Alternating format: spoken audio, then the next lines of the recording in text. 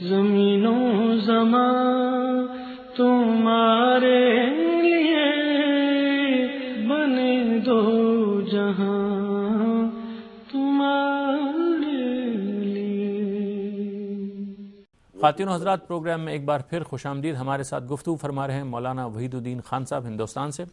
مولانا صاحب، آپ یہ فرما رہے تھے کہ ہمارے ہاں دین کی تعلیم میں یہ نقص واقع ہو گیا کہ وہ فرقوں کی بنیاد پر اس وقت جاری ہے، اور اس سے یہ مسئلہ بھی پیدا ہوا کہ ہمارے نوجوانوں میں دین سے رغبت کچھ کم ہو گئی اور لوگ اس طرف آگے نہیں بڑھے۔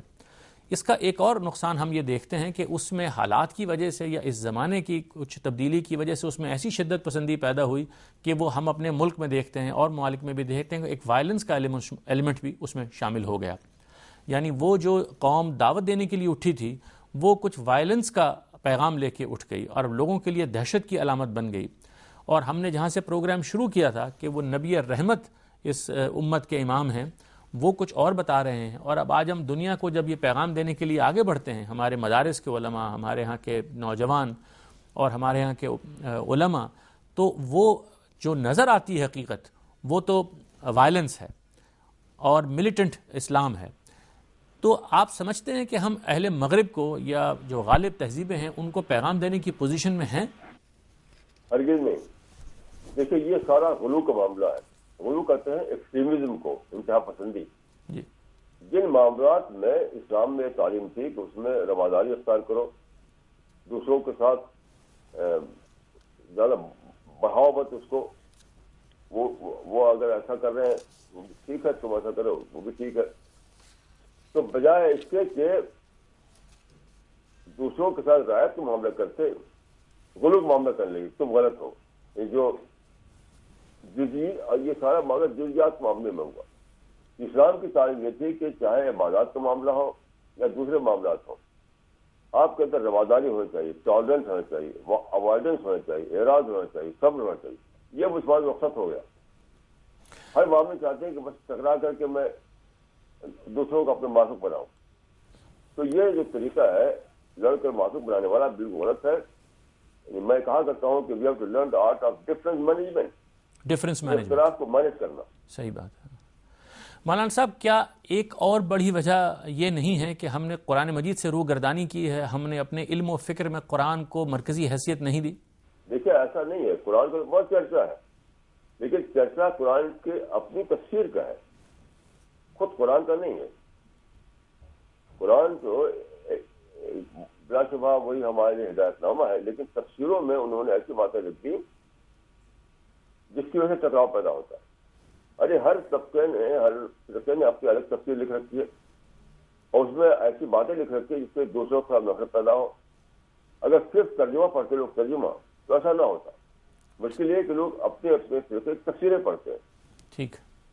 تو میں نے قرآن میں خود تو وہی اصل خیر کی تعلیم ہے، لیکن حاشیے پر متن کے باہر جو تفسیر لکھی گئی اس میں انہوں نے ساری باتیں بھر دی۔ لیکن آپ یہ کہیں گے کہ جو ترجمے پر اگر مسلمان کسی بھی عالم دین کا جو وہ سمجھتے ہیں ان کی نگاہ میں صحیح ہے، اس کا ترجمہ ہی اگر صرف نگاہ میں رکھیں تو اپنی ذاتی زندگی میں بھی اور اپنی کلیکٹیو زندگی میں بھی قرآن مجید کی وجہ سے مسلمان اکٹھے بھی ہو سکتے ہیں؟ بالکل، میرا یہ ماننا ہے کہ اگر تفسیریں نہ ہوتی، صرف ترجمہ ہوتا، جی، تو بلا شبہ تفسیر دوسری ہوتی۔ اچھا مولانا، قرآن کی دعوت اگر ہم کسی غیر مسلم کو دینا چاہیں تو وہ قرآن کی اصل دین کی کیا دعوت ہے جو آپ اختصار کے ساتھ بیان کرنا پسند کریں گے، جو ہمارے ان مسلمانوں کے لیے جن کو آپ نے کہا کہ وہ دین کو ڈسکور کریں، اور ان کے لیے بھی جن کے سامنے دین نہیں آیا، وہ کیا نکات ہوں گے جو آپ بیان کرنا پسند کریں گے؟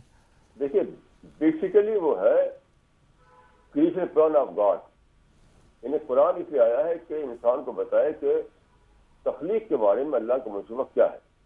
بیسیکلی یہ ایسی چیز ہے جس کی ضرورت مسلمان کو بھی ہے، غیر مسلم کو بھی ہے۔ ہر ایک کو یہ جاننا ہے کہ جس خالق نے مجھے بنایا ہے مجھے کیوں بنایا ہے، میرے بارے میں اس کا منصوبہ کیا ہے، زندگی کیا ہے، موت کیا ہے۔ اسی کو میں کہا کرتا ہوں کریشن پلان آف گاڈ۔ میں سمجھتا ہوں کہ اصل جو نقطہ ہے وہ یہی ہے، اور یہی ہمیں دوسروں کو بتانا چاہیے۔ تو وہ آپ ہمیں ایک مختصر سے اسٹیٹمنٹ میں کس طرح بتائیں گے کہ وہ کریشن پلان کیا ہے کائنات کے پروردگار کا؟ دیکھیے، اللہ تعالیٰ نے انسان کو پیدا کیا ٹیسٹ کے لیے۔ ٹیسٹ کے لیے، ٹھیک۔ ٹیسٹ کا مطلب کیا ہے؟ اللہ تعالیٰ نے اس دنیا میں آدمی کو رکھا ہے ٹیمپریری طور پر، اصل جو اس کا جگہ ہے وہ تو آخرت میں جنت ہے۔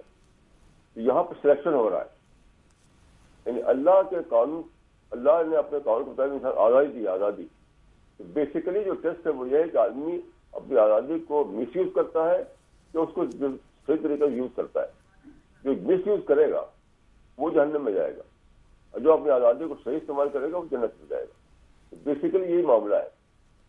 تو اس چیز کو سے باخبر کرنا مسلمان کو بھی اور غیر مسلموں کو دونوں کو ضروری ہے.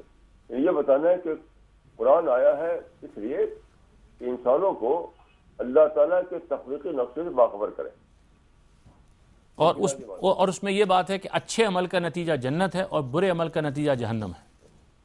صحیح ہے. اچھا عمل آزادی کو صحیح استعمال کرنا ہے، برا عمل آزادی کو غلط استعمال کرنا ہے. مولانا صاحب، میرے پروگرام کا وقت ختم ہو گیا. میرا جی چاہتا تھا میں آپ سے اور باتیں کرتا، لیکن میں یہ امید رکھتا ہوں کہ کسی اور وقت آپ کی جانب سے اگر اجازت ہو تو آپ سے دوبارہ بات کریں. میں انشاءاللہ تہہ دل سے آپ کا شکر گزار ہوں اور امید کرتا ہوں کہ آپ سے دوبارہ بھی بات ہوگی. اور خواتین حضرات، اب اس پروگرام کے لیے آپ سے بھی اجازت، اپنے فیڈ بیک سے ہمیں مطلع کیجیے گا. بہت بہت شکریہ. خدا حافظ.